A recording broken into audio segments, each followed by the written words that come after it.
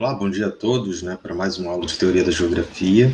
Nesse caso, uma aula gravada, que vai ficar disponível para todos os alunos da turma, para que vocês consultem o último conteúdo da nossa primeira parte do curso de Teoria da Geografia. É o final do bloco 2, a gente já vinha discutindo um pouco sobre a história da geografia, falado das escolas nacionais, das ilusões da geografia, e na aula de hoje a ideia é apresentar um pouco das vertentes críticas, vamos dizer assim, a crise e a renovação da geografia pós-Segunda Guerra Mundial. O quadro que a gente estabeleceu até o momento foi um quadro no qual a institucionalização da geografia tinha um forte vínculo com a questão da colonização, com os processos de colonização, do avanço e o expansionismo de algumas nações europeias. Isso teve um forte impacto em algumas vertentes dentro da geografia e que formaram verdadeiras, como se dizia antigamente, escolas do pensamento. No caso, a escola francesa, a escola alemã de geografia, que foram, até o final da Segunda Guerra Mundial, as grandes referências da geografia no mundo. Não à toa, como a gente já comentou aqui em outros momentos, essas duas escolas elas tiveram forte influência no nascimento de outras vertentes nos Estados Unidos, no Brasil, em outros países do mundo. Então, acaba que a gente sempre se refere aos autores dessa escola como as referências principais da formação e da institucionalização da geografia. A gente viu que o período entre guerras foi um período bastante problemático, para o raciocínio geográfico, para a institucionalização da geografia, com muitos desafios sobre a validade e a importância desse tipo de ciência, para essa ciência, e se ela era de fato uma ciência. E isso, obviamente, foi colocando em xeque diversas das noções e daquelas definições de geografia que a gente viu aqui. Noções como a geografia como uma ciência de síntese, a geografia como uma ciência ponte, ou a geografia como uma ciência que fazia ponte entre essas relações entre sociedade e natureza, a geografia que lidaria de alguma forma com a totalidade dos fenômenos que aconteciam sobre a superfície terrestre. E a gente viu nas últimas aulas que essas definições eram bastante insuficientes, elas eram muito problemáticas, para a defesa de um campo disciplinar restrito, como no caso da geografia. Ou seja, nós nos atribuímos tarefas grandiosas, mas com muitas dificuldades de poder implementá-las, e dentro de um contexto onde a gente já iniciava aí uma especialização em diversos ramos do conhecimento científico, isso já lá no final do século XIX. Então, a geografia ela se encontra um pouco nesse momento, com problemas de identidade disciplinar, com problemas e conflitos e desacordos entre as suas duas principais escolas, com algumas definições dadas por outras disciplinas, por outros intelectuais, por outros cientistas, como a geografia sendo uma ciência fundamentalmente determinista, apoiada numa leitura bastante enviesada da obra desses primeiros geógrafos, e ao mesmo tempo também sendo taxada às vezes de ser excessivamente descritiva, uma ciência que não conseguia, na verdade, criar leis gerais, não conseguia ser preditiva e tinha pouca função ou utilidade para um mundo que estava em vias de transformação. Então, essa é um pouco do balanço da crise que a geografia vai passar nesse período entre as duas grandes guerras mundiais. Ao mesmo tempo, quando se propôs a fazer leis, foi chamado de determinista, quando se propôs a não fazê-las e produzir descrições, foi considerada uma ciência relativamente inútil para se pensar a vida em sociedade. Dessas grandes críticas que foram traçadas para a geografia, os geógrafos reagiram produzindo também eles uma sua própria versão, e as possibilidades desse raciocínio geográfico ser não só útil, mas também não ser meramente determinista, não só ser um tipo de raciocínio que busca causas nos fenômenos e conforme eles ocorrem no espaço, mas também tentar propor soluções, uma visão, uma imagem de mundo que fosse relativamente renovada para um mundo que sai de um conflito mundial desastroso, que é a Segunda Guerra Mundial. Então, há essas questões que vão, de alguma forma, iluminar boa parte das discussões que vão aparecer hoje na geografia contemporânea. E é um pouco sobre isso que a aula de hoje, vamos dizer assim, se interessa, o que eu quero brevemente falar com vocês. Além da aula de hoje, é importante dizer que, para a gente poder pensar um pouco a força e o potencial do raciocínio geográfico, eu vou também indicar no mesmo, no mesmo módulo da aula, lá no AVA, né, no nosso ambiente virtual de aprendizagem, um outro vídeo, nesse mais antigo, do professor Paulo César da Costa Gomes, onde ele discute um pouco essa noção da espacialidade, da relevância de se pensar a ordem espacial. Creio que esse outro vídeo vai ser muito útil também para vocês poderem ver que a geografia, de fato, tem uma forma de pensar bastante original e que tem uma grande potencialidade para a gente pensar diversos fenômenos que hoje nós somos confrontados no mundo atual. Mas, para assistir aquele vídeo, a gente precisa de alguns, talvez, fundamentos para fechar essa noção dessa transformação e da discussão sobre a crise e as críticas em relação à geografia. Então, acho que a gente pode começar fazendo uma assertiva em relação a isso que a gente estava falando até agora, o que eu falei com vocês até agora, é que o final dos anos 40, com o final da Segunda Guerra Mundial, as grandes escolas nacionais que eram predominantes até esse momento, a escola francesa e a escola alemã de geografia, que a gente já comentou muito nas aulas anteriores, esse predomínio ele começa paulatinamente a ruir por diversas questões. Uma delas, e talvez uma das mais importantes, é pelo próprio contexto, né, da vida cotidiana pós-Segunda Guerra Mundial, com boa parte desses dois países sendo o epicentro do confronto, estavam, vamos dizer assim, em ruínas, vamos dizer, concretamente, arquitetonicamente, urbanisticamente em ruínas. As sociedades ainda estavam se reorganizando para uma retomada de uma vida normal pós-Segunda Guerra Mundial. Então, há um problema fundamental das próprias condições de vida no contexto da Europa continental nesse momento, mas é claro que não é só um problema nesse sentido. A geografia no âmbito alemão e francês já vinha sofrendo várias pressões. No caso alemão, a gente falou isso já brevemente aqui, mas um problema de ordem geopolítica, né? Então, basicamente, a relação da geografia alemã e como ela foi apropriada, utilizada durante o período de permanência do governo nazista, né, no contexto alemão, criou vários problemas para que a geografia pudesse tratar da geopolítica nesse cenário. E no caso francês, era o problema fundamental da relevância e do sucesso que a geografia profundamente de caráter descritivo, a geografia regional, poderia ter no processo de planejamento e retomada do desenvolvimento econômico francês. Então havia dúvidas sobre como esse tipo de saber poderia, de fato, ser utilizado e pensado para a retomada da vida nesses lugares. Então, obviamente, essas duas escolas enfrentam diversas dificuldades. Não é à toa que é um período também que muitos geógrafos alemães e franceses migram ou são convidados a dar aulas em universidades em outros lugares do mundo.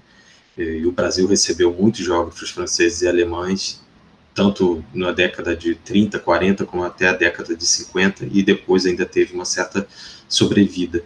Então, de alguma forma, essas duas escolas, elas começam a perder perdem a centralidade que elas tinham no debate sobre a geografia até a década de 40. Então, pós-década de 40, vê migrar algumas dessas ideias para outros países, né? E aí, obviamente, começa a se ampliar a diversidade de conhecimentos e de interesses da geografia também, dentro do contexto espaço-temporal no qual ela vai aparecer. Então, esse período que a gente chama um período de crise e renovação, de debate sobre a geografia clássica, né, sobre a geografia pré-anos 40, foi institucionalizada lá no final do século XIX, a gente normalmente situa isso como uma grande discussão, um período de muitos debates sobre um novo direcionamento que deveria ser dado à geografia.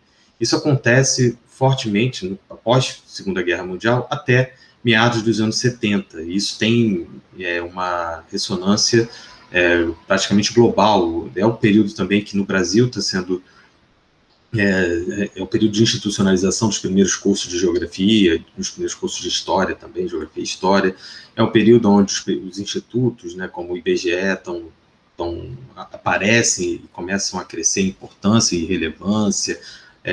Então tem um contexto no qual isso tudo está sendo debatido, e no centro dessa discussão, obviamente, a geografia aparece com uma forte, vamos dizer assim, compromisso em discutir também alguns dos problemas que estão acontecendo nesse mundo em processo de renovação.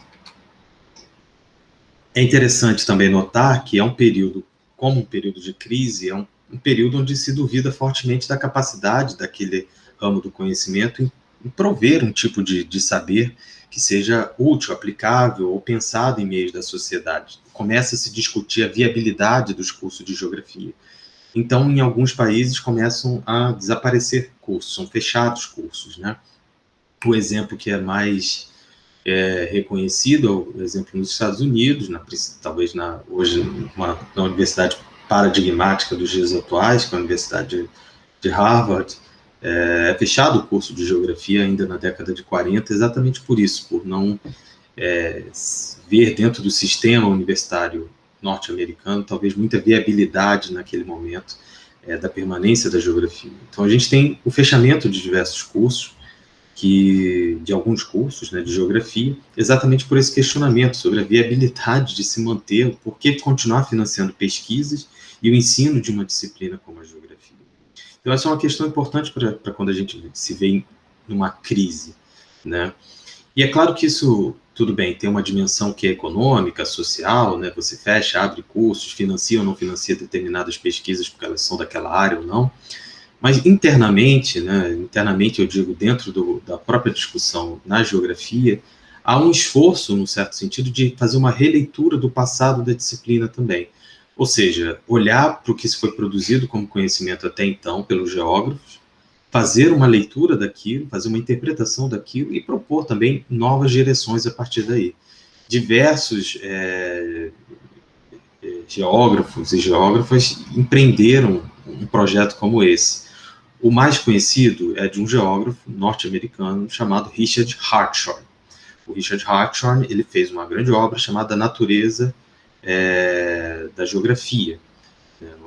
O primeiro nome que foi dado a esse livro, que ele escreveu no final dos anos 30, que era uma avaliação do que se tinha de conhecimento de geografia até então, o que os geógrafos fizeram até aquele momento, que tipo de conhecimentos e saberes foram produzidos, como é que isso estava organizado a partir de um conjunto de temas, conceitos e métodos, e, obviamente, a partir dessa leitura do passado, uma proposta de se pensar a geografia como uma ciência, ou seja, o que definiria a geografia como ciência a partir daquele momento. E esse trabalho foi feito também por outros autores durante quase todo esse período, até a década de 80, e ainda a gente viu alguma coisa disso ainda sendo feita na década de 90, que é realmente um exercício de olhar a disciplina, fazer uma revisão da sua história, ver quais são os marcos principais e pensar o que a gente pode aproveitar do projeto da geografia clássica, da geografia que se institucionalizou no século XIX, e o que a gente vai jogar fora, o que a gente não quer, o que a gente não precisa aderir e pode escolher um novo caminho. E a gente vai ver que alguns caminhos foram tentados, algumas rotas foram traçadas para o futuro da geografia, e é claro que cada uma delas foi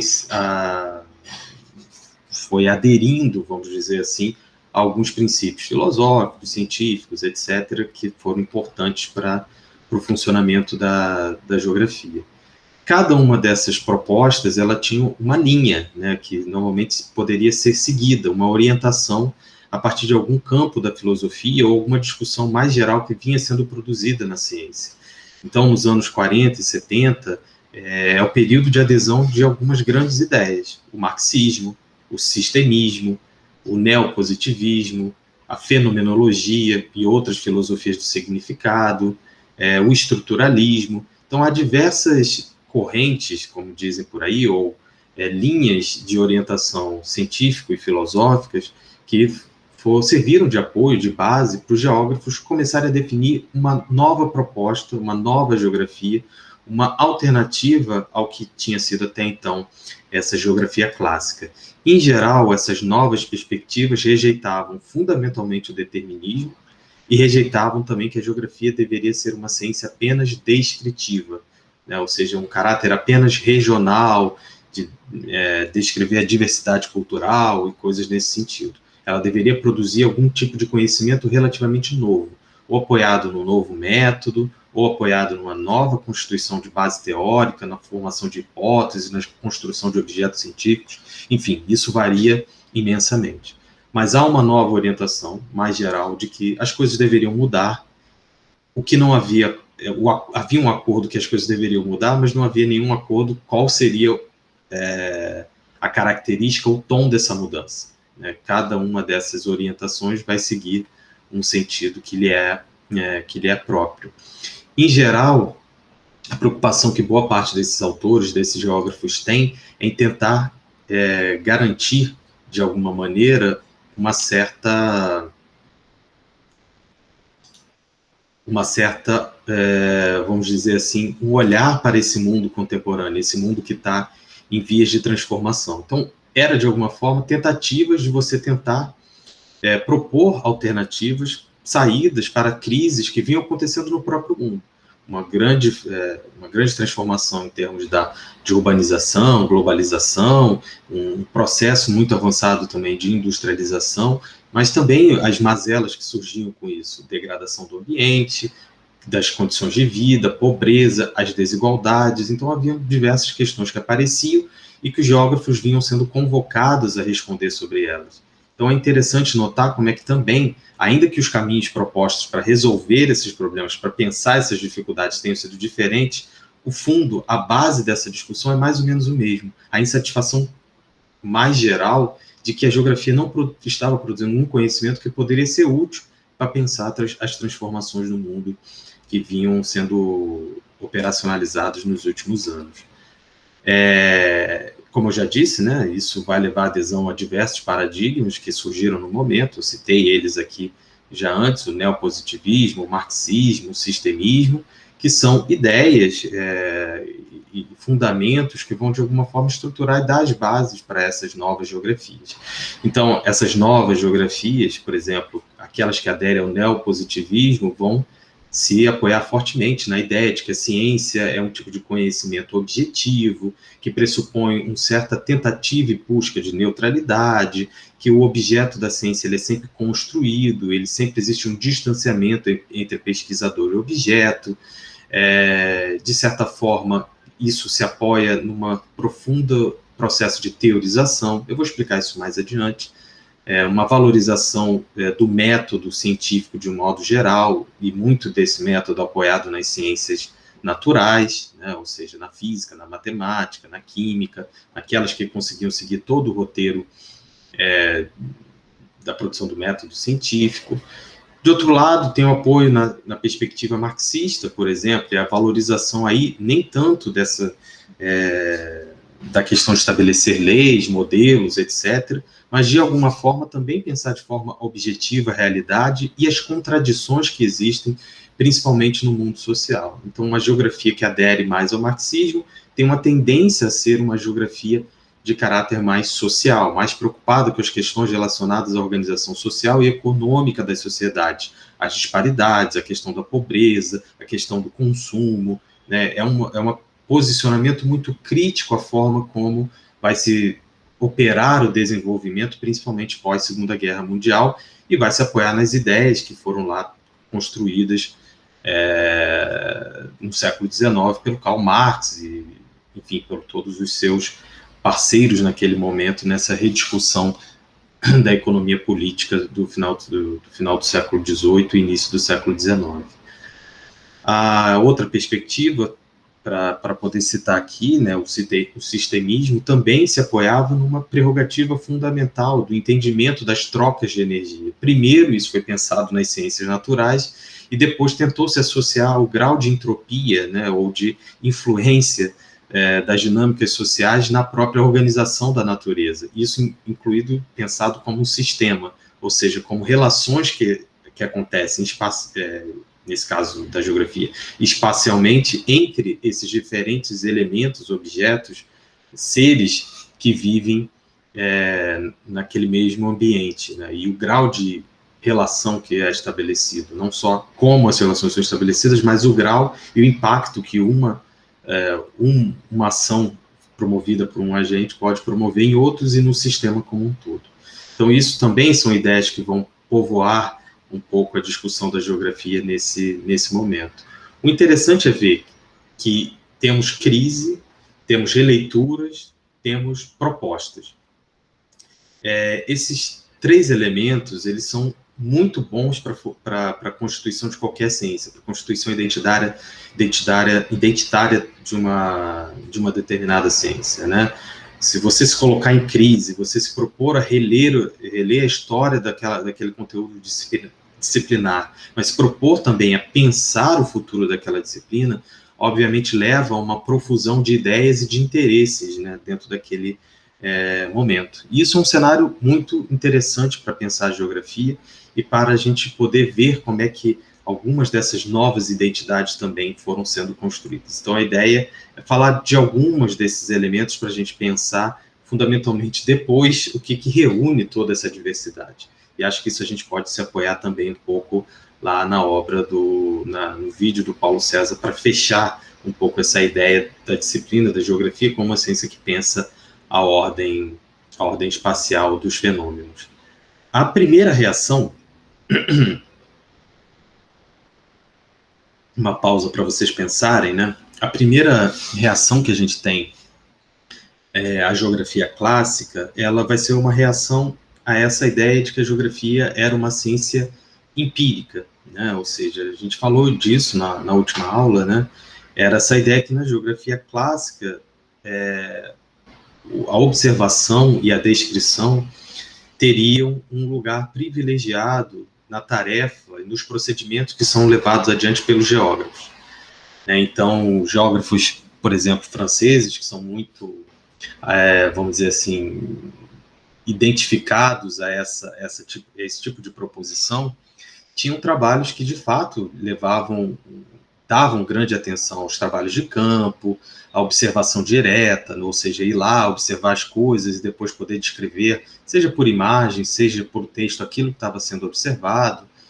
E a questão do empírico na geografia sempre, ainda hoje, traz muitas instabilidades, inseguranças de modo geral. Então, a descrição, por exemplo, em geografia, tem sido muito tratada como mera descrição, ou seja, como se o ato de descrever desses primeiros geógrafos fosse simplesmente isso. Chega lá e observar o que existe, descrever o que existe, pronto, isso é um trabalho propriamente da geografia. Ignora-se muitos outros elementos, que eu não vou destacar aqui para vocês, que também eram relevantes nesse processo de produzir uma interpretação sobre o mundo e uma interpretação sobre as regiões, especificamente no caso da Escola Francesa de Geografia. Mas a vertente que vai surgir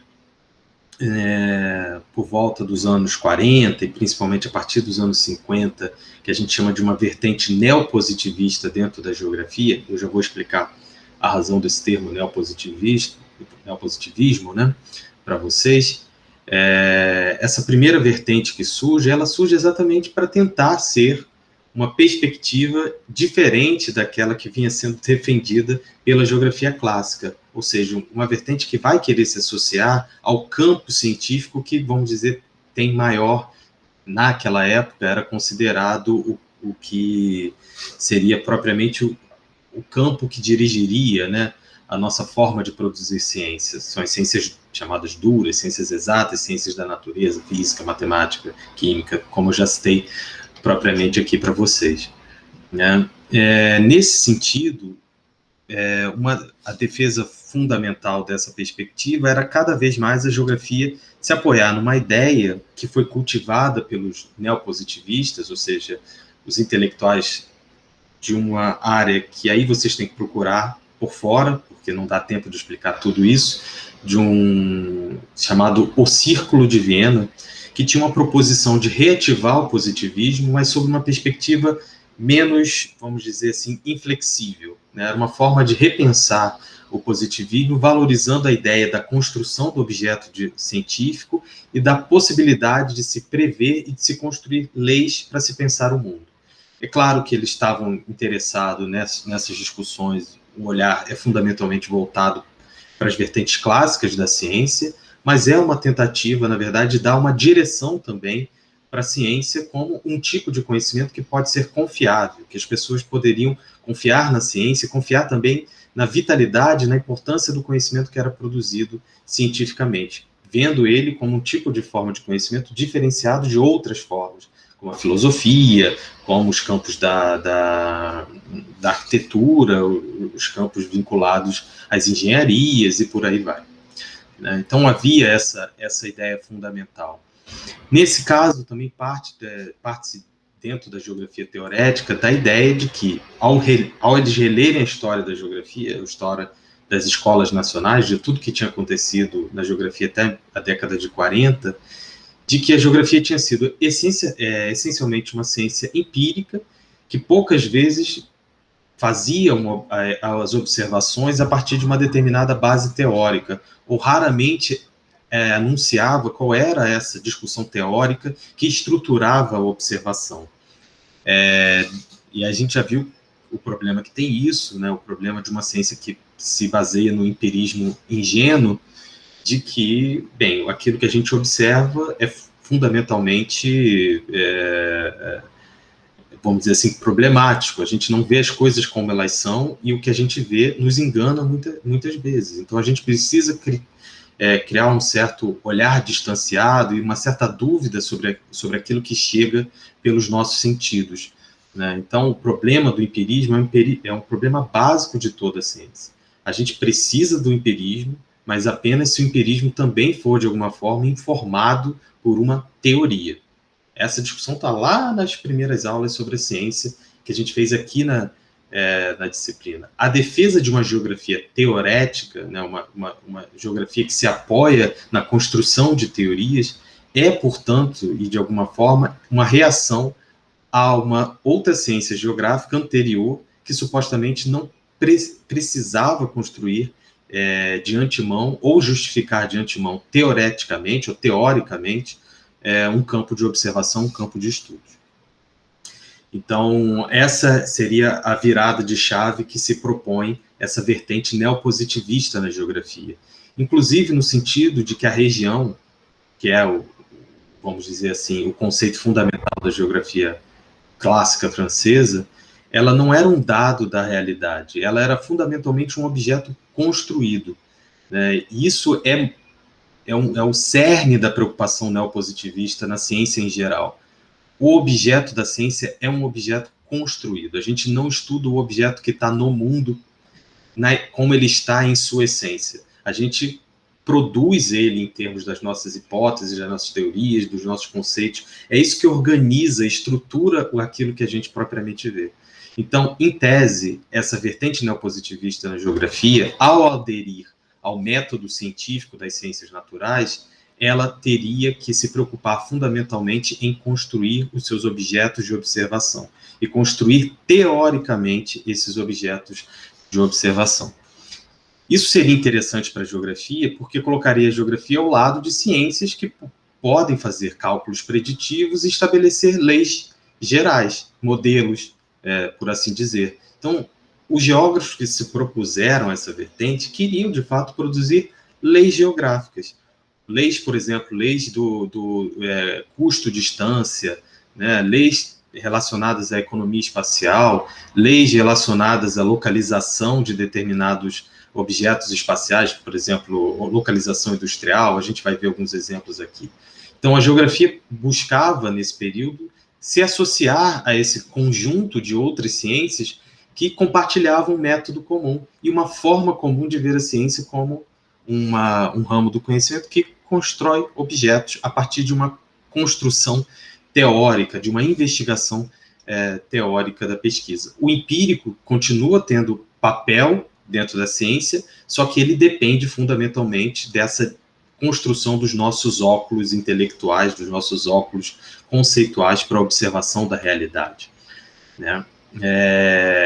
A região, que era o conceito consagrado pela geografia regional francesa, era, vamos dizer, a unidade fundamental de observação do trabalho geográfico, ela vai se transformar também. A gente vai ver isso quando a gente falar do conceito de região lá, não quero detalhar isso, mas ela deixa de ser algo que tem uma identidade, um conjunto de características que podem ser observadas diretamente, aprendidas pelo olhar do geógrafo, e ela passa a ser uma classificação, uma forma de classificar áreas.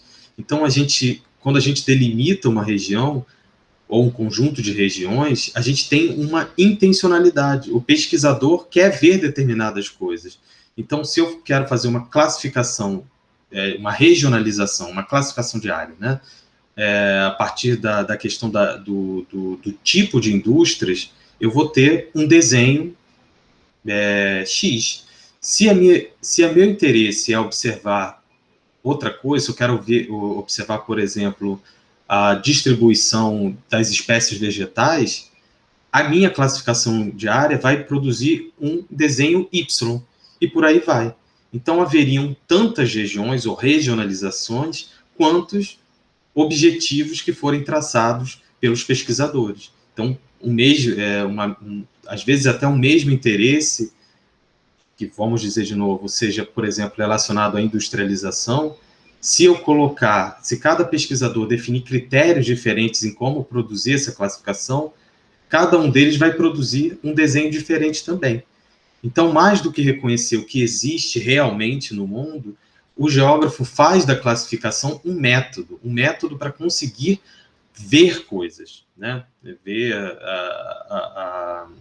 a distribuição das indústrias, ver a distribuição das florestas, etc, etc. E isso começa a ter também um uso e uma função fundamental, que é a função para o planejamento territorial, que eu já citei aqui para vocês. Então, a geografia, o conhecimento geográfico, principalmente ligado à regionalização e ao mapeamento, começam a servir para os interesses também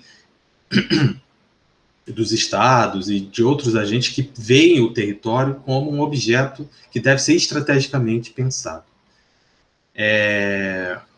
Para fazer isso, né, para repensar como a geografia pode ter um tipo de conhecimento útil para o planejamento territorial, o que muitos dos geógrafos vão fazer de início é voltar para uma área chamada economia espacial, que já vinha sendo desenvolvida algumas décadas antes por alguns autores, principalmente da área da economia, ou que tinham interesse pela área da economia, não eram necessariamente economistas, né, vamos dizer assim, que são os trabalhos de alguns autores, como von Thienen, que está faltando ali o trema, o Walter Christaller, o Alfred Weber, que produziram, cada um deles, modelos de localização geométricos. Aliás, na próxima aula sobre o conceito de espaço, eu vou detalhar um pouco mais isso. Agora eu só quero que vocês tenham o primeiro contato com essas imagens, né? Então, por exemplo, von Thienen pensou em ver uma ordem na organização da produção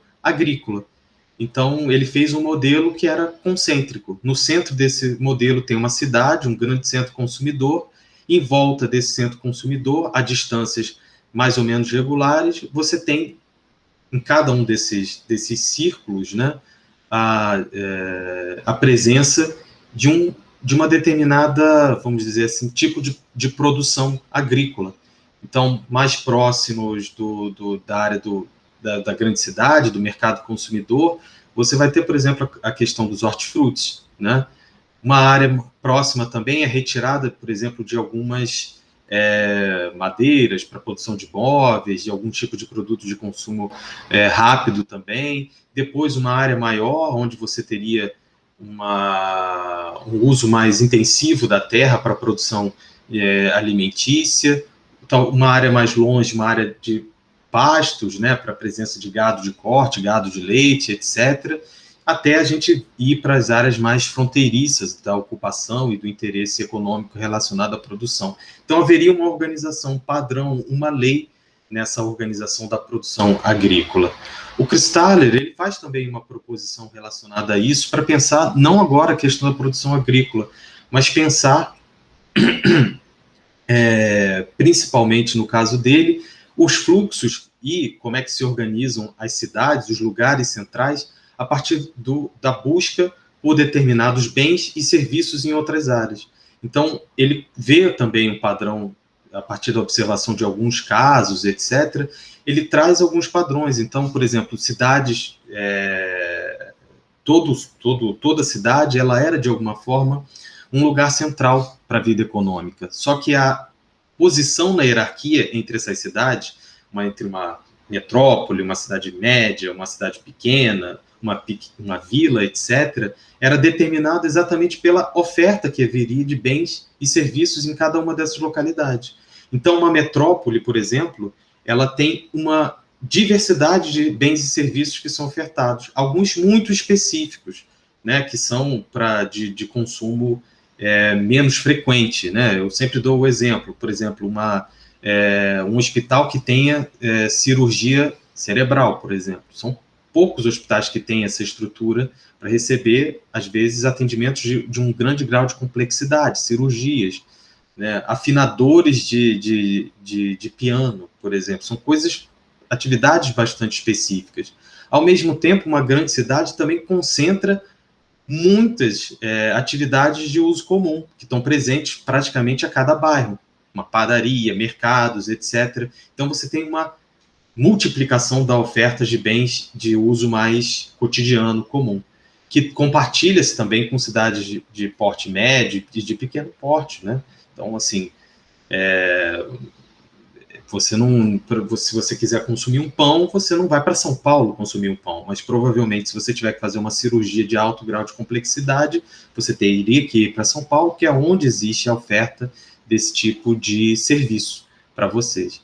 Então, há uma organização hierárquica dessas cidades, e essa organização hierárquica, ela também se espacializa, porque cidades de grande porte dificilmente vão estar muito próximas umas das outras. Há uma organização mais ou menos hierárquica também em termos da rede urbana. A rede urbana também, de alguma forma, se orienta assim. Até hoje, esses princípios de Cristalli a gente usa na REGIC, né, que é a rede geográfica, né, de cidade, que é utilizada a rede regional de cidades que é utilizada lá pelo IBGE. Até hoje a gente tem essa orientação quando a gente observa alguns estudos que são feitos hoje em institutos como o IBGE. O último é o do Alfred Weber, que também pensou o problema da localização, agora relacionado à localização industrial. Né? Qual é a localização ideal de uma indústria, se a gente tiver que pensar? Ela vai estar numa confluência vamos dizer, a montante e a jusante, né? Ou seja, a gente precisa de insumos, então você precisa de mão de obra, está perto de um lugar que te ofereça mão de obra, você precisa que haja uma conexão ou que você esteja próximo de onde existe a matéria-prima da sua produção. A gente está falando também isso aí, só para localizar, no século XIX, início do século XX. Você, de alguma maneira, tem que estar próximo dos mercados consumidores. Então, tem que ter uma articulação. A localização ideal da indústria seria nessa articulação entre essas áreas ideais. Claro que hoje, esses modelos todos que eu falei, tem dificuldade de acontecer, porque mudou a dinâmica da distância e da comunicação no mundo atual. Mas eram formas de tentar pensar, bem, existe uma lógica espacial relacionada à localização dessas atividades, né? Foram isso que esses primeiros cientistas começaram a pensar em termos da economia. E o curioso e o semelhante entre todos esses modelos é que quase todos eles são geométricos, né? E a geometria era um elemento fundamental que ajudava a pensar isso como imagem, mas ajudava também nos cálculos e no entendimento da dinâmica disso nos exemplos e nos estudos de caso que viriam a ser pensados por esses autores. E a geografia utilizou muito desses modelos, foram inspiradores, eu acabei de falar para vocês no caso da REGIC, do IBGE, que são utilizados até hoje para a gente poder pensar qual é a lógica da distribuição espacial desses fenômenos, como é que eles se organizam de alguma forma. No caso específico, né, da geografia neopositivista, havia um interesse muito grande sobre o fator distância na análise econômica, por exemplo. Né? Então, pensar, bem, qual é o custo de deslocamento? Será que esse custo de deslocamento ele é rentável? Ele vale a pena? Qual seria a localização ideal para eu ter o menor custo possível e o maior lucro possível dentro dessa atividade comercial, né? Então, pensar em termos espaciais era estratégico para principalmente pensar o desenvolvimento do próprio capitalismo, né, e dessas empresas capitalistas que estavam em vias de execução. Imagine isso no pós-Segunda Guerra Mundial, onde você tem que retomar o desenvolvimento econômico, principalmente das economias dos países atingidos. Então, a questão da localização parecia ser um elemento fundamental a ser pensado. É claro que, para pensar geometricamente, num mundo que não se apresenta geometricamente, vamos dizer assim, é sempre um esforço de adaptação, e esses esforços de adaptação levaram que, para conseguir fazer análises fatoriais, análise de cadeia, análise de hierarquia, análise de vizinhança, de correlação espacial, de copresença espacial, todas essas análises que exigem uma transformação de cálculo, uma transformação de base estatística, muitos a priori ou muitas bases, fundamentos, tiveram que ser construídos para isso. Um desses fundamentos que distorce a realidade para poder pensar teoricamente sobre o mundo é a ideia de superfícies, né, isomórficas. Muitos de vocês não ouviram ainda essa palavra, mas a ideia básica que está atrás do isomorfismo, como está escrito aí, é essa retirada da base do cálculo dessas relações espaciais de alguns dos constrangimentos para a circulação, valorizando sobremaneira a questão da distância. Eu vou falar com isso com mais calma nas próximas aulas, mas só para vocês entenderem que, para pensar em termos de modelagem, a construção do objeto geográfico é fundamentalmente, vamos dizer assim, interpelado por essas noções que simplificam a realidade numa tentativa de fazer ver determinados relacionamentos. Então, quando você ignora algumas barreiras físicas, alguns condicionantes sociais para essa circulação, isso permitiria que os cálculos fossem, de alguma forma, mais simplificados e que a gente conseguisse ver um pouco da questão do custo da relação custo-distância, né, que era fundamental nesse período. Mas, obviamente, ignorava diversos elementos que são barreiras que existem no mundo e que provocam constrangimentos para a localização industrial, localização de uma cidade e por aí vai. Então, isso é um elemento interessante para a gente pensar. Quando a gente lida com fatores de ordem social, a construção do objeto científico começa a se ver implicado com outros problemas que a mera geometrização ou matematização do mundo não nos permitem produzir explicações, vamos dizer, um pouco mais profundas sobre os problemas que se encaram na vida em sociedade. Eu vou falar disso mais adiante, não se preocupem. E aí é fantástico, porque o que vai, na verdade, ser, de fato, não tanto revolucionário, mas é algo que vai ampliar muito o conhecimento dentro da geografia, é que a ênfase vai sair um pouco mais dessa ênfase mais ligada ao processo de regionalização e da descrição dos objetos fixos e que tem maior duração ao longo do tempo e da história, falei isso na aula passada para vocês, para cada vez mais uma ciência geográfica interessada nos objetos que são móveis, nos fluxos, né, e principalmente vinculados a alguns imperativos econômicos. Então, os estudos sobre as interações espaciais vão aparecer ainda mais importantes dentro desse período. Então, a questão da circulação, ela é muito importante, né, para a geografia teorético-quantitativa, para a geografia neopositivista. A adesão da geografia a essa perspectiva teorética faz com que os geógrafos se esforcem em pensar fundamentalmente a questão da circulação, da conexão, das relações, das interações espaciais. Então, isso muda um pouco também o escopo de interesses e o temário geográfico. Isso não estou falando só da geografia humana, mas também estou falando da geografia física, da geografia como um todo.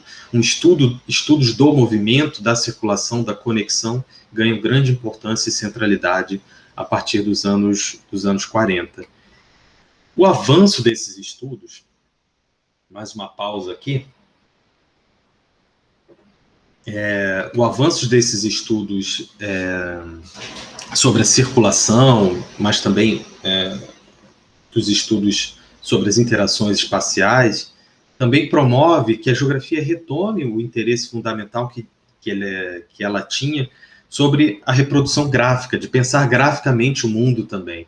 Então, é um momento onde começam a aparecer diversos modelos espaciais ou tentativas de se criar representações por imagens, por croquis, por gráficos, tabelas, qualquer tipo de informação gráfica. Ela agora começa a ter um papel muito importante também no avanço da discussão propriamente geográfica.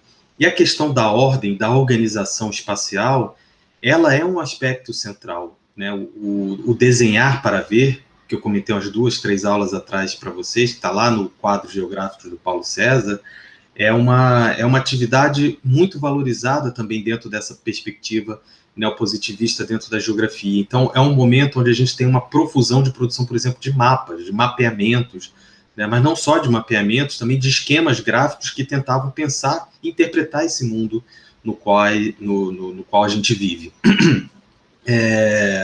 E, de alguma forma, a modelagem, né, criar modelos interpretativos, era uma maneira de, graficamente, a gente conseguir entender, aprender essa ordem espacial do mundo, essa ordem geográfica. O Hagenström, que está aí utilizado como exemplo nessa imagem que vocês veem, ele produziu uma obra, um conjunto de estudos que a gente chamou-se na época de time geography, ou uma geografia do espaço-tempo, ou uma geografia temporal, temporo-espacial. Tem várias formas que foram traduzidas isso, mas ele produziu nesse contexto, principalmente a partir dos anos 60, diversas obras que valorizavam a questão do entendimento dos deslocamentos e da difusão de inovações, que era uma coisa que eu já tinha comentado com vocês, essa noção de difusão lá no Hatzel, né, quando a gente estava discutindo sobre a escola alemã, né, que já havia essa preocupação com a questão da difusão cultural. O Hagenström estava preocupado com uma coisa um tanto mais específica, que era, por exemplo, a difusão das inovações relacionadas às técnicas de produção agrícola. Então, ele queria saber como é que uma determinada ideia ela acabava percorrendo uma determinada localidade. E isso foi levando ele a pensar outras questões relacionadas aos deslocamentos, a questão da circulação espacial. E ele montou alguns modelos, modelos gráficos para poder pensar isso. O que vocês estão vendo é um modelo simplificado de simplesmente um deslocamento diário de uma pessoa dentro de uma cidade, né? Então, embaixo, a gente tem como se fosse uma representação de uma cidade, né, oblíqua, prática quase uma visão, como se fosse um mapa, né? A gente vê essa cidade à distância e acima tem uma representação gráfica que está relacionada ao deslocamento que a pessoa fez ao longo desse dia. Então, numa determinada área aqui, é a área onde a pessoa habita, entre meia-noite e 6, 7 horas da manhã, ela estava em casa, é o tempo que durava essa permanência dessa pessoa em casa. Depois, ela faz um grande deslocamento ao longo da cidade e permanece por algumas horas no seu local de trabalho. Durante o período de almoço, ela se desloca para o banco, faz algum pagamento, faz alguma coisa lá, volta, termina o seu dia de trabalho, faz um deslocamento onde, no meio do caminho, ela vai numa agência de correios, faz lá alguma coisa, depois volta para sua casa e passa o resto do dia lá. Cada uma dessas barras mais grossas que a gente vê é o horário de funcionamento dessas atividades. Então, em um determinado momento, essa pessoa ocupa um espaço em cada uma dessas áreas. Então, você pode fazer e representar isso graficamente. Isso é o exemplo de uma pessoa. A ideia do Hagenström é que, basicamente, se você multiplicasse isso pelas pessoas que vivem numa cidade, você teria uma organização espaço-temporal das rotinas dessas pessoas. Então, para vocês só terem uma ideia de como pode ser bastante criativa essa noção dentro da geografia, e como geógrafos, na verdade, criativamente tentaram abordar o problema da circulação nesse momento. Imagens como essas, elas ajudavam, na verdade, a entender, a organizar o entendimento desse mundo, né? E valorizam fundamentalmente uma questão que hoje é cada vez mais importante, que é a informação espacial. Vejam se um gráfico desse não pode ser feito hoje, se você pegar o histórico de deslocamento que vocês fazem no Google Maps, por exemplo. Aliás, o celular de vocês monitora, se vocês deixarem lá principalmente se vocês deixarem lá a informação de localização disponível para os aplicativos, todos os aplicativos de vocês monitoram o deslocamento que vocês fazem. Eles fazem mais ou menos isso que o Hagenström faz. Então, hoje, a Google conseguiria fazer um mapa para cada um de vocês desse do Thorsten Hagenström. E esse tipo de informação, ela é fundamental, porque para essas empresas, essa informação vai levar a ela a sugerir roteiros, lugares para visitar, coisas para vocês comprarem. E as empresas hoje compram esse tipo de informação, qualquer empresa compra esse tipo de informação da Google para conseguir direcionar para vocês o que vocês vão comprar ou não. Né? Enfim, um mundo, vocês veem todas essas séries de ficção científica, né? Então vocês devem conhecer muito bem do que eu estou falando sobre isso. Mas é a informação espacial a base de boa parte hoje dessas formas de anúncio, de venda, de comércio online que existem em empresas como a Google. É da onde ela tira boa parte do seu financiamento e da sua existência, né, até hoje. Esses desenhos, eles são importantes porque eles exatamente valorizam coisas que são fundamentais numa economia de mercado. A importância da localização, ou seja, localização é um fator fundamental para você determinar o público que você vai vender, o que você tem para vender, e a conexão no espaço, ou seja, a capacidade de articular áreas, e articular conexões entre áreas é fundamentalmente importante. O avanço disso hoje, isso foi permitido, e também por isso que esse tipo de informação ela ganha grande visibilidade a partir dos anos 40 e 50, porque também houve um avanço tecnológico fundamental nesse sentido. Esses avanços tecnológicos, aliás, é o que tem permitido a gente melhor ver e representar o mundo que a gente vive. E também a gente circular nesse mundo que a gente vive. Hoje, fundamentalmente, o papel do mapa é um papel navegacional. O mapa hoje não é uma coisa simplesmente que a gente imprime, bota numa sala e fica lá pegando poeira. É algo que a gente opera diariamente para circular na cidade, para circular, para viver no mundo, né? Então, a gente está falando disso hoje, da Google, etc., mas nos anos 30, nos anos 40, no período pós-Segunda Guerra Mundial, inclusive pelos avanços das guerras, né, produzidos pela tecnologia de guerra, a gente teve avanços na fotografia aérea, nas imagens de radar, imagens de satélite, o uso de computadores, tudo é fruto desse momento pós-Segunda Guerra Mundial. Então, a geografia também avança nessa discussão, porque ela também vai se interessar por esse tipo de tecnologia que produz algum tipo de informação espacial.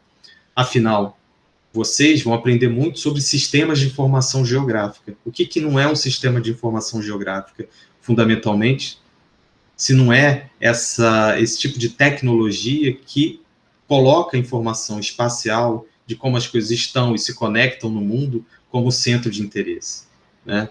Então, a gente deve muito desses avanços pelo interesse que foi despertado nesse tipo de tecnologia nesse momento, pós-Segunda Guerra Mundial, e pelo desenvolvimento da geografia numa perspectiva neopositivista e que valoriza fundamentalmente o uso gráfico, da imagem gráfica como forma de representação do mundo. Então, vejam como é que isso é uma mudança bem importante em relação ao que vinha sendo desenvolvido até os anos 40, dentro dessa perspectiva da geografia clássica. Mas a questão é, e isso foi colocada pelos geógrafos marxistas, a questão fundamental. Não basta pensar na localização, não basta pensar na conexão, não basta pensar o planejamento territorial em vistas para abrir o território para as empresas, para o interesse do Estado Nacional.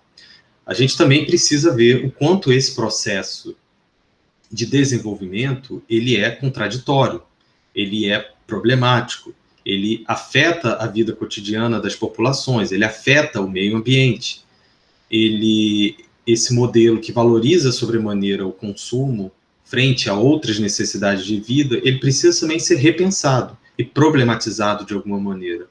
Então, por mais que a gente, o neopositivismo na geografia tenha dado para a gente novos instrumentos para pensar o mundo, principalmente instrumentos gráficos para pensar o mundo, a gente precisa ver que, obviamente, as coisas não estão colocadas sem nenhuma contradição.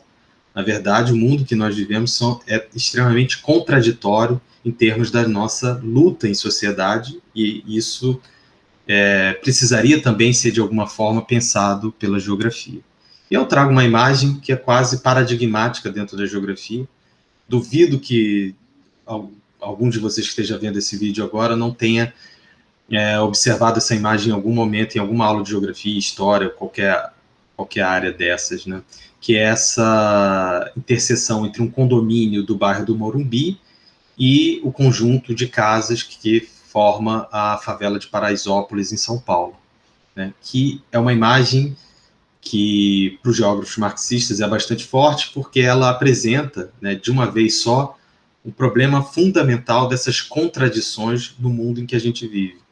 Ou seja, de um lado, pessoas que vivem apertadas, com casas umas próximas às outras, talvez em uma condição de habitabilidade bastante ruim, sem saneamento adequado, com condições, às vezes, insalubres de vida, com problemas de abastecimento, com problemas de disponibilidade de serviços públicos, ao lado de um condomínio, onde cada um tem a sua jacuzzi na varanda, tem uma quadra de tênis, tem o acesso a todos os serviços, ao preço que é cobrado por isso, evidentemente. Então, essas contradições sociais para os geógrafos são importantes porque elas podem ser vistas também espacialmente. Aliás, para esses geógrafos, não basta ver a ordem, como ela é apresentada numa imagem como essa. É preciso também ver como esse espaço ele é socialmente produzido e como a forma como esse espaço é produzido orienta a nossa própria vida social, não só no sentido dos significados, de como a gente interpreta a realidade, mas também como a gente vive essa realidade e como a gente pensa em reproduzir essas condições de vida que nós temos ainda hoje. Eu vou falar muito mais disso na próxima aula sobre o conceito de espaço, mas, resumidamente, né, a forma de organização de uma sociedade como a nossa, uma sociedade capitalista, de um país de terceiro mundo, né, subdesenvolvido, em desenvolvimento, utilizem a palavra atual que é pensada para isso, ela tem características que são visíveis não só em termos dos estratos, das classes sociais, que é um problema da sociologia, da história, e que se apoia muito no marxismo, que tinha essa base socioeconômica e histórica muito forte e talvez não tanto geográfica. Os geógrafos, ao se apropriarem do marxismo, vão dizer, bem, a gente entende que o mundo pode ser pensado em termos de uma classificação social, mas essa classificação também pode ser feita espacialmente. Nós temos bairros que são bairros nobres, bairros de classe média, nós temos favelas, nós temos condomínios fechados, nós temos loteamentos periféricos, nós temos conjuntos habitacionais, enfim, nós temos diversos tipos de construtos físicos espacialmente dispostos que falam sobre a forma como a gente se organiza também em termos espaciais. Então, a geografia também tem que pensar nisso. Além da desigualdade social, o geógrafo, dentro da vertente crítica, tem que saber ver também, em outra escala, as desigualdades regionais. Então, economicamente, a forma de estruturação econômica da região Nordeste e do Centro-Sul, ou do norte do continente americano e do sul do continente americano, fazem parte de processos que são diferentes entre si. Então, a gente tem uma desigualdade aí que também é objeto de preocupação e de interesse particularmente geográfico. O próprio Milton Santos, que é conhecido de todos vocês, produziu diversas obras onde ele pensava isso, e, de fato, ele traz a discussão não só marxista, também uma discussão que tem base estruturalista, da teoria geral dos sistemas, na verdade, muito mais elaborado do que eu posso apresentar aqui para vocês, mas o marxismo é uma das bases fundamentais do mito, e ele vai falar uma coisa que é muito importante para essa discussão, né, que ele vai falar que os modos de produção tornam-se concretos numa base territorial historicamente determinada. Então, isso, muito simplesmente, quer dizer assim, o espaço aonde a localização das coisas vai ter um papel fundamental para a organização do modo de produção. Do mesmo modo que a inserção de um modo de produção numa determinada localidade, numa determinada região, vai, obviamente, alterar a forma de organização territorial que havia ali previamente. Isso faz com que a gente pense essa dialética fundamental entre sociedade e espaço, né? Então, ao mesmo tempo que a sociedade organiza, produz espaço, o espaço organiza, influencia a forma de organização social também. Então, essas duas coisas precisam ser de forma propriamente dialética. E para a geografia, isso coloca uma dupla importância, que aí tem a relação com essa perspectiva crítica marxista, mas também com a influência de outras vertentes que eu já falei aqui, das filosofias do significado, etc. Então, em primeiro lugar, para o geógrafo, dentro dessa perspectiva, é importante notar padrões da diferenciação e da desigualdade social e social no espaço, da desigualdade socioespacial. É preciso entender a formação socioespacial. Por isso, o interesse e o estudo da base territorial, que foi historicamente determinada em cada lugar de forma diferenciada. Então, isso são questões importantes para a geografia. A gente tem que saber ver esses padrões de desigualdade, ver esses padrões de diferenciação, que são, às vezes, ligados a questões de ordem ética, dos valores sociais que são colocados. Então, um segundo ponto importante também é a relevância de entender os significados que são atribuídos ao meio em que vivemos. Então, não adianta eu estudar a forma ou só a localização.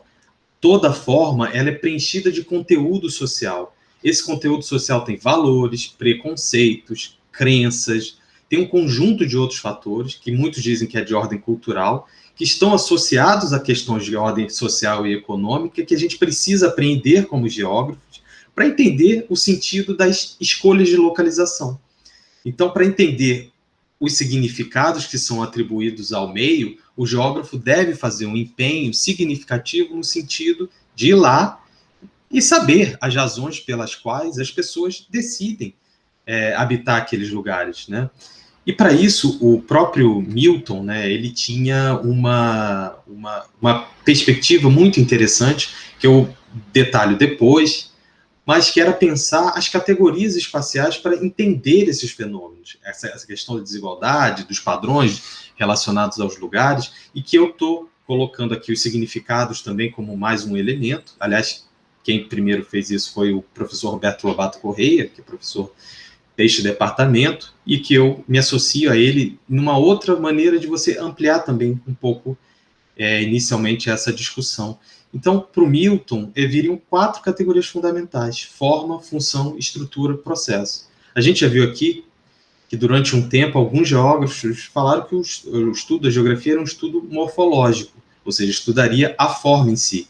Mas a forma em si, ela diz muito pouco, ela é apenas um aspecto visível, né, que pode estar isolado, pode ser um arranjo, etc., pode ter escalas e dimensões diferentes, mas a forma, bem, ela diz alguma coisa, mas ela, sem o conteúdo social que está impregnado dela, o conteúdo geográfico impregnado dela, talvez diga muito pouco para a gente. Então, para o Milton, a gente teria que saber qual é a função, qual é o papel desempenhado pela forma.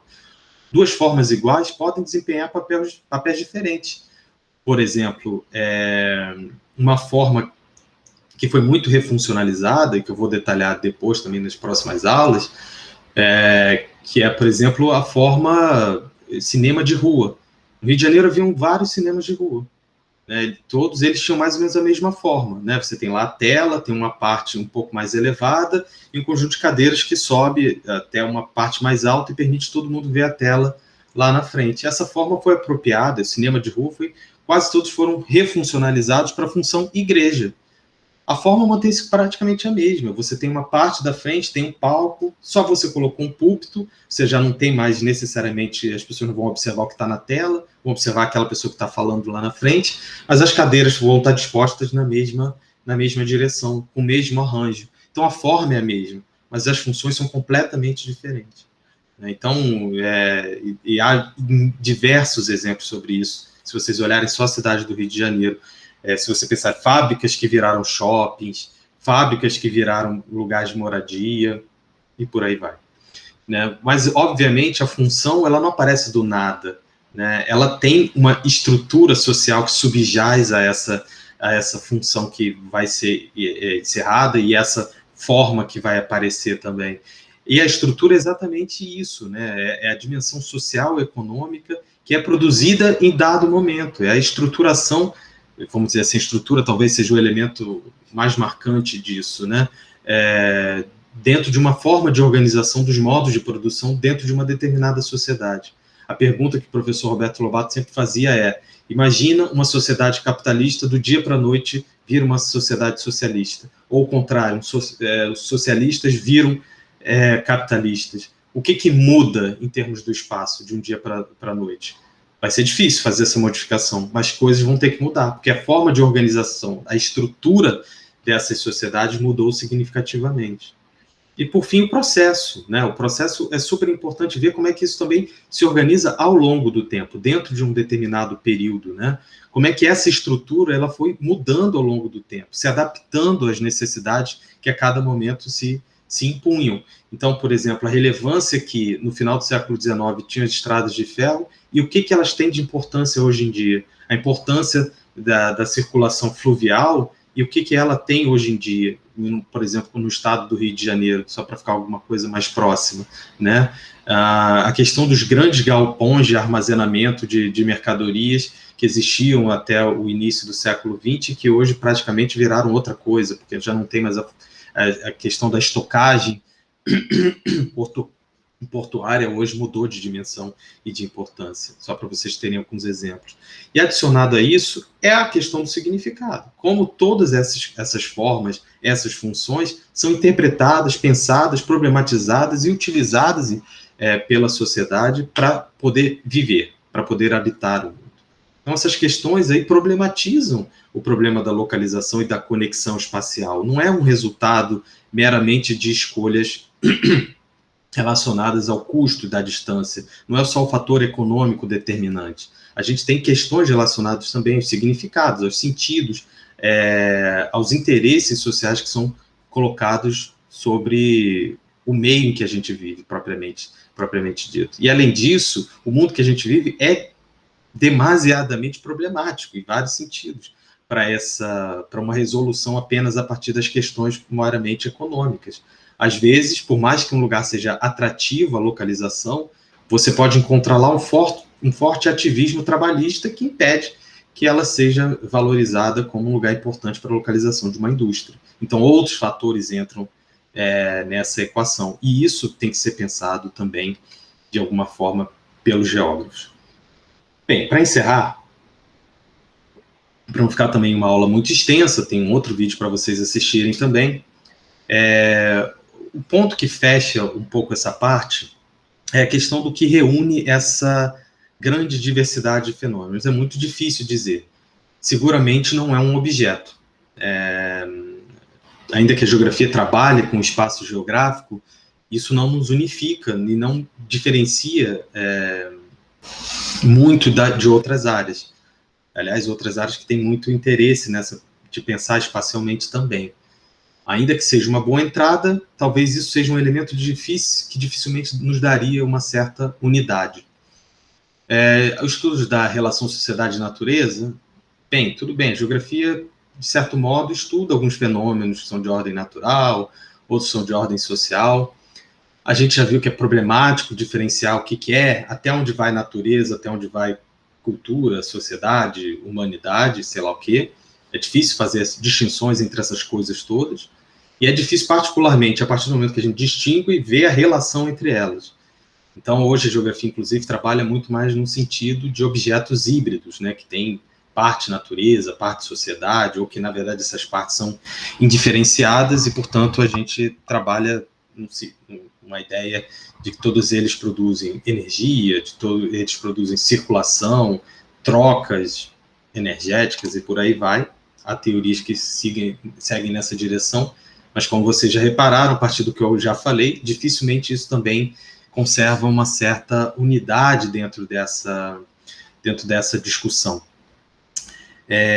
Tampouco a gente poderia se atribuir o papel de ser uma ciência de síntese, né? Ou seja, que os geógrafos todos produzem síntese. A gente já sabe, a gente produz sínteses eventuais para a construção do nosso objeto, para a construção das nossas hipóteses e teorias, mas, obviamente, nós não somos os únicos a fazer isso. Também a adesão a um método único e universal de outras áreas científicas não é necessariamente algo que dá uma sustentabilidade garantida a longo prazo, já que o método em si, ele sempre tem transformações, ele vai mudando conforme também as necessidades da própria ciência, e nem sempre é adequado se garantir a partir disso. Então, a gente tem problemas para a gente poder pensar. E tem também algumas saídas.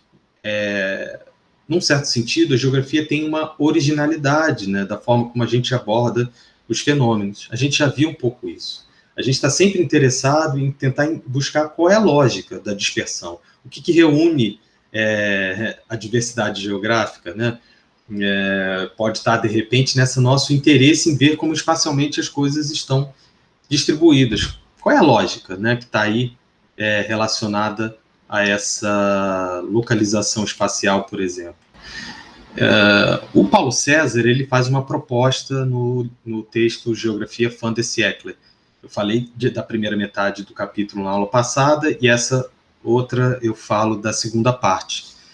Vejam o vídeo dele, porque eu acho que os exemplos são muito esclarecedores dessa maneira dele defender essa perspectiva dentro da geografia, né? Então, se a geografia procura explicar a ordem, né, a dispersão espacial das coisas, ou seja, se lá originalmente a questão sempre foi, dentro desse caos, dessa variedade, dessa aparente desordem, existe uma ordem, existem diversas ordens. Uma dessas ordens pode ser essa ordem que o Kant falava lá, de uma ordem que está impregnada de uma classificação física do mundo. Então, deve ter algum sentido as coisas estarem dispostas da maneira que estão do mundo. Cabe ao geógrafo poder compreender isso, né?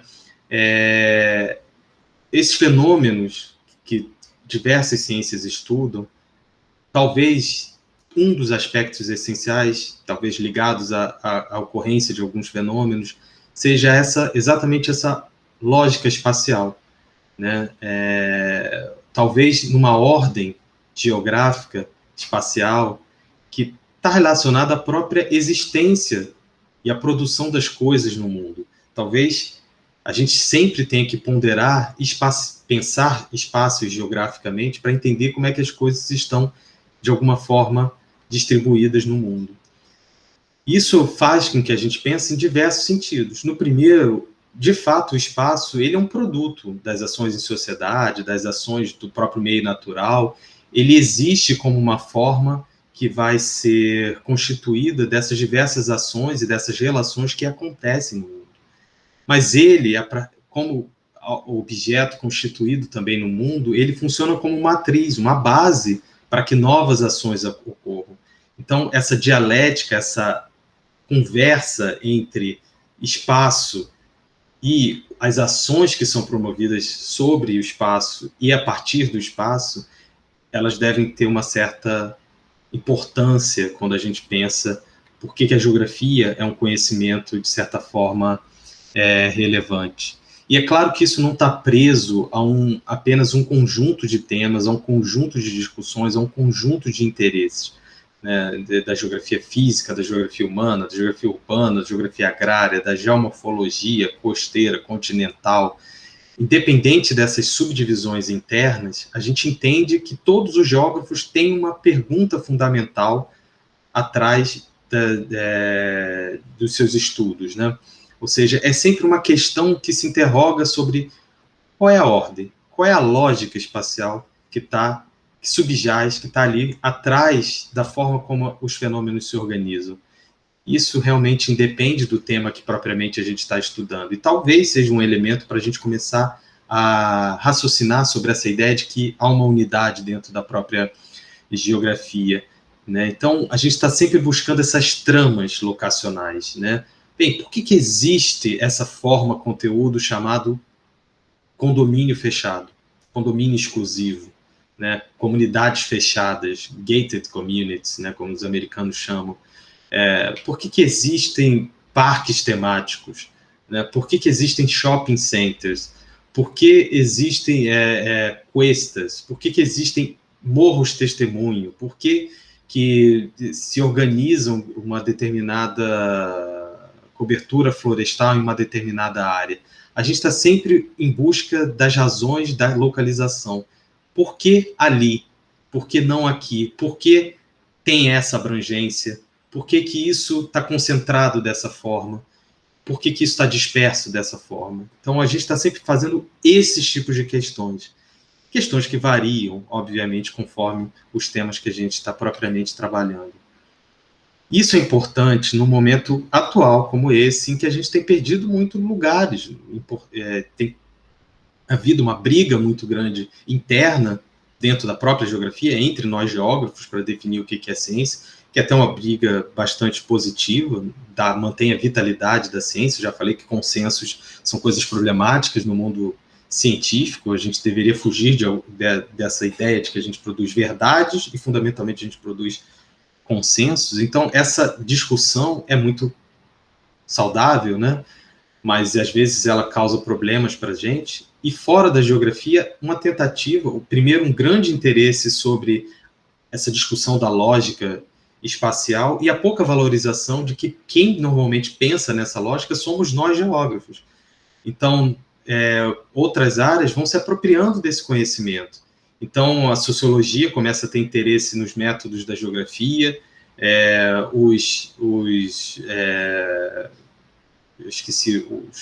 interessados na área da informática, da telemática, começam a valorizar as questões relacionadas aos sistemas de informação geográfica, se apropriam disso para a produção dos seus softwares, dos seus sistemas, né, e de um modo geral. Outras áreas começam a ver que as questões geográficas também podem ser importantes para elas, como arquitetura, urbanismo, e começam a se apropriar também um pouco de um discurso sobre o mundo, que talvez poderia ser da parte dos geógrafos, e a geografia vai sumindo. Ela some das carreiras do magistério, ela some das carreiras técnicas e tecnológicas, ela some das universidades. Então, é um problema fundamental que talvez a gente esteja no momento de voltar a valorizar e dar um novo lugar também para a própria geografia. Só para vocês terem uma ideia, no momento agora que a gente está discutindo, pelo menos isso desde o final dos anos 80, se fala muito de uma virada espacial. Muitas áreas foram tentar interpretar alguns fenômenos a partir dessa lógica que está impregnada dentro da geografia, né? Porque eles começaram a ver que se essa lógica for aplicada a alguns fenômenos, a gente talvez conseguiria mudar a compreensão do que está acontecendo. Isso tanto no mundo social quanto no mundo de natureza geofísico-química, por assim dizer. Então, pensar espacialmente é cada vez mais um valor na ciência de um modo geral. Mas, aparentemente, não consegue se associar isso à carreira de um geógrafo, como vocês que estão em processo de formação, né? O que é interessante nisso é que as nossas questões parecem ser bastante importantes. Elas fornecem um novo encadeamento explicativo, novas chaves de interpretação para uma investigação científica de um determinado fenômeno. Vejam os temas que são tão celebrados hoje em dia, a questão do aquecimento atmosférico, as questões relacionadas à migração de espécies, migração de populações, fatores relacionados às crises econômicas, às crises sanitárias. Nunca se fez tão importante para entender um problema como o da Covid-19 ou de qualquer pandemia, o conhecimento geográfico, saber por onde a doença entrou, como ela se difunde, quais são os centros de difusão que precisam ser controlados, que podem ser objeto de políticas públicas, né? Quais são os tipos de deslocamentos que são mais perigosos e propensos à difusão da doença, para o contágio, né? A gente precisa pensar com imagens, com mapas, né? O pai de uma área importante hoje em dia, né, ligado à infectologia, né, foi um médico que produziu um mapa, né, era o chamado mapa fantasma, que era o mapa da cólera em Londres, né, no século XIX. Ele produziu um mapa para pensar, para ver qual era o foco da doença e por onde ela tinha sido difundida. Então, essas questões são importantes, são questões que a geografia deve saber valorizar como um tipo de conhecimento que é dela, e produzir realmente um valor a partir disso. Nesse contexto atual, esse tipo de conhecimento nunca pareceu ser tão fundamental e tão explorado por outras áreas, né? Essas questões são relevantes para pensar o mundo pós-segunda... Bem, desde antes da Segunda Guerra Mundial, mas dentro do contexto da aula de hoje, tem sido muito importante desde o final da Segunda Guerra Mundial, para planejamento territorial, para localização de indústrias, para localização comercial, para pensar diversos fatores relacionados ao próprio desenvolvimento econômico, para preservação do meio ambiente, para conservação de remanescentes de população, diversos fatores hoje, fatores migratórios, são todos eles nexos que a geografia tem, questões que a geografia pode apresentar sobre isso e que são muito apropriadas para se pensar o que a gente discute hoje. Então, o desafio de vocês que estão se formando agora, no final dessa parte do curso, é pensar isso, né? Como é que a geografia e o que vocês pretendem fazer como geógrafos lá, a partir do TCC de vocês, mas todas as atividades que vocês vão fazer ao longo do curso, é pensar como é que um geógrafo pensa sobre isso, né? Se eu sou um geógrafo, eu vou estudar o tema X ou Y, quais são as questões que eu construo para pensar sobre isso? Acho que esse é o ponto fundamental. A geografia é uma forma original de pensar, ela se preocupa em ver como o mundo é organizado e produzido, e ela quer produzir interpretações que sejam eficientes para que esse mundo também possa ser, de alguma forma, transformado ou melhorado dentro das condições que são apresentadas hoje. Então, acho que essa é a direção que esse curso vai tratando. Para fazer isso, às vezes a gente precisa de alguns instrumentos, de alguns mecanismos teóricos para poder pensar esse mundo. O Milton usou algumas categorias, alguns conceitos, eu até apresentei alguns deles aqui. As nossas aulas da segunda parte do curso, elas são orientadas para isso, para ajudar vocês a pensarem teoricamente dentro da geografia. Isso a gente faz mediado por conceitos, por categorias, e por algumas noções que talvez sejam fundamentais para essa primeira aproximação. Então, peço a vocês que, após essa aula, vocês assistam o vídeo do Paulo César, onde ele vai fazer um comentário sobre a geograficidade, né, essa questão do olhar geográfico, e depois se preparem para uma segunda parte da disciplina, onde a gente vai olhar mais detidamente sobre os conceitos que organizam essa forma de ver geográfico. Tá bom? É isso. Desculpem por hoje, não pôde ser uma aula síncrona, mas eu espero que, de qualquer forma, vocês consigam ter uma aproximação do conteúdo, não se perdeu nada em relação ao que se discutir em sala. Bem, se perdeu a discussão que eu teria com vocês, mas caso vocês tenham algumas dúvidas, caso vocês tenham algumas questões, vocês podem remeter aos monitores e eles podem, eventualmente, falar também comigo nos próximos dias. Por e-mail eu respondo com muito mais demora, eventualmente vocês entraram em contato e ainda nem obtiveram uma resposta, mas eu vou respondendo assim que for possível. Quem enviou alguma coisa do trabalho por e-mail, eu recebi, vou ler a partir dali, ou, sei lá, faltou professor, esqueci de botar meu nome, nisso não tem muito problema, eu consigo identificar pelo próprio sistema, mas caso vocês tenham sei lá, enviado o trabalho completo, eu vou ter que juntar a tudo que eu já baixo lá do sistema, mas não tem problema, isso já vai ser praticamente resolvido. Até a aula da semana que vem, tá? Mais uma aula quarta-feira, 10 horas da manhã. Até lá, vocês já vão ter também aí a segunda avaliação no sistema para vocês responderem. É isso, tenham todos uma boa tarde, bom almoço e até mais.